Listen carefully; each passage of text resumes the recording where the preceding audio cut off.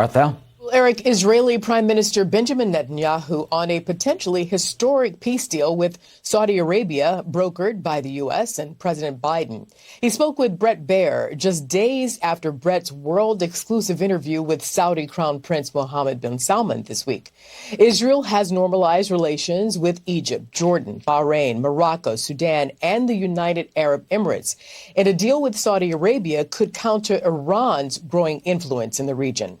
Let's bring in Jamil Jaffer, founder and executive director of the National Security Institute, also former associate White House counsel to President George W. Bush, and former counsel to the Assistant Attorney General for National Security at the Department of Justice. So let's go back first, Jamil. Saudi Arabia, as you well know, proposed an Arab peace initiative 21 years ago. There was one condition: Israel would withdraw from occupied Palestinian territories. That was a deal breaker at the time. So I ask you, can there be a legitimate current day deal between Israel and Saudi Arabia with consequential concessions or without those concessions for Palestinians? Well, that really, I think, is the heart of the question, Arthel. Prime Minister Netanyahu has made clear he doesn't plan on leaving the territories at this time. Instead, what it looks like may happen is a deal that gives Saudi Arabia some security guarantees and a civilian nuclear program for the United States, allows them to normalize relations with Israel. And the Palestinians may get a freeze in settlements, maybe even some walkback in settlements, but it doesn't look like a full state for the Palestinians in this deal, at least. So we'll come back to that if we have time. But I want to ask you, how would a normalization agreement between Israel and Saudi Arabia change the Middle East? And what's in it for each country? Well, it's obviously revolutionary. In a lot of ways, this deal couldn't happen if President Biden wasn't facing the challenges of not having had a foreign policy win. Prime Minister Netanyahu wasn't facing challenges with the judicial reforms at home. And Mohammed bin Salman wasn't facing pressures from the killing of Jamal Khashoggi. The fact that they're all under pressure makes this deal likely and potentially an opportunity for all of them to get moving the ball forward. And so in some ways, while this is a big, hard deal to do, the circumstances may very well make it really possible. And it could change the face of the Middle East in a major way. The perfect storm, if you will. So I want to listen to some sound from Saudi Crown Prince Mohammed bin Salman in his exclusive interview with Bret Baier. This is about a defense deal. I think you just alluded to it, but let's listen to it. This is a defense deal with the U.S. Let's listen. I believe Saudi Arabia alone is bigger than the next 5 buyers from America. Saudi Arabia is critical in your armament import economically, and we have a lot of security military ties that really strengthen the position of Saudi Arabia in Middle East and strengthen the position of America globally, especially in Middle East. You don't want that to be shifted. All right, Jamil. So how do you translate that, and how do you view a U.S.-Saudi Arabia defense deal? I mean, is it a good exchange rate?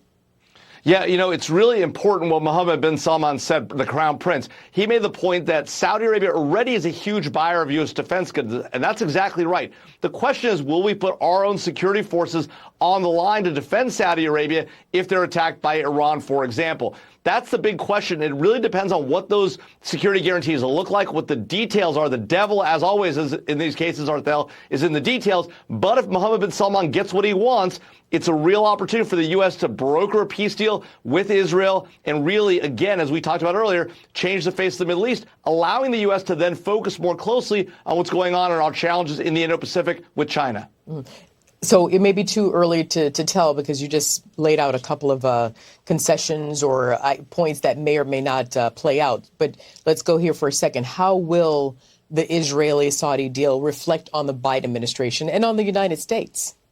Well, look, if the Biden administration is able to get it done and it's sustainable, it could be the big foreign policy win that the president is looking for. He's had a huge challenge with the disastrous exit from Afghanistan. The Ukraine war has become something of a quagmire, even though our Ukrainian friends and partners are succeeding and doing well. It's been a real challenge for him, particularly on Capitol Hill. So if he can get this deal done, it's a big win for him. That's part of what makes this a real possibility. The challenge, of course, he's going to face some uphill battles on Capitol Hill if, in fact, the security guarantees will require a treaty. With Israel's support, it can get done, but we'll see what happens. There's that, and then there is the murder of Khashoggi that people are going to push back on.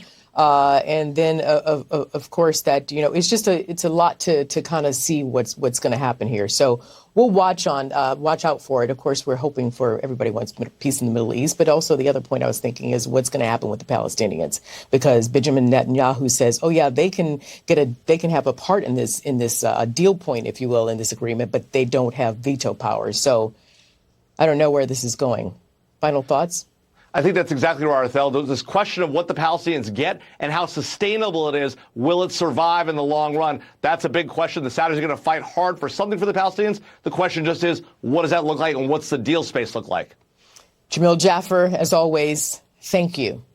Thanks, Arthel.